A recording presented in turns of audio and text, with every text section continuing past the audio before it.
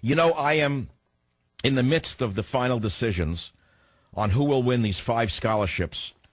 It's been awesome. I've had 1,700 applicants. Many of them are so good it's hard to distinguish. So it's been very hard to pick 5 out of 1,700, but each of them is going to win $20,000 over 2 years. The 5 winners, I promised $100,000 to the 5 winners, meaning 20 grand each. And on July 4th, I'll make the final announcement. One of the essays is entitled, Evil Despises Competition. I'll read it to you. It's 500 words for the Michael Savage Scholarship Essay Contest. And here's what a college student wrote. The competitive nature that exists in the United States is a unique quality which has bred a country of winners. Competing is a basic instinct engraved into the fabric of our human DNA.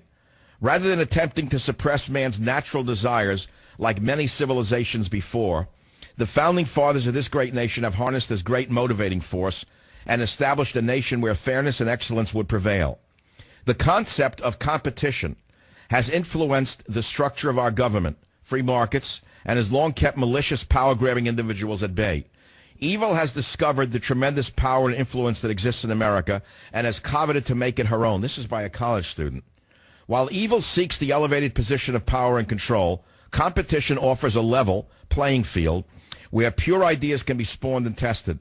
While evil fears competition and finds no joy in it, competition finds joy in the triumph of good over evil.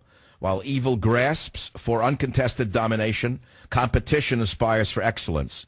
The competitive nature of Americans is a major obstacle to those who wish to control us. A competitive format of government gives voice to refined ideas which can compete to become law. Thus, when implemented correctly, only laws are created which best serve the will of the people. Evil cannot compete with competition. Therefore, evil has employed the use of deception and lies as tools of progress. This is by a college student. Listen carefully. This is only half of it. As you may recall, in 2002, Saddam Hussein won 100% of the votes during the Iraqi presidential elections. These types of tactics demonstrate that evil will even attempt to provide the illusion of competition. Evil has many faces and can be found throughout the corridors of our government, industry, and the institutes of academia. Evil has taken great strides in advancing its agenda. There have been many attempts to change the very definition of evil. Isaiah, an Old Testament prophet, said, "Woe unto them that call evil good and good evil, that put darkness for light and light for darkness." Not only is it their wish to redefine evil as good, but they also wish to redefine competition as bad, the results of which have been a decrease in the quality of education and the dumbing down of America. 2 more paragraphs. Competition is not evil, the individual writes, but in fact drives the individual to pursue excellence. The same effects can be found anywhere competition is implemented, be it sport, business, education, or politics. Competition not only requires boundaries and rules, but also self-regulates the limits of those boundaries based on the invested interests of individuals. Therefore, competition is an ever-changing element which self-adjusts with respect to fairness in the quest for excellence. Competition even honors those who have failed in their pursuits and finds just as much value in the process as they do in the results. Evil cannot replicate these outcomes because evil leads by force, whereas competition is self-motivated. Here's the last paragraph of this essay, which is in the finalists' stack. To be competitive is to be American, and to be an American is to be competitive. The terms are complementary. You cannot mention one without considering the other.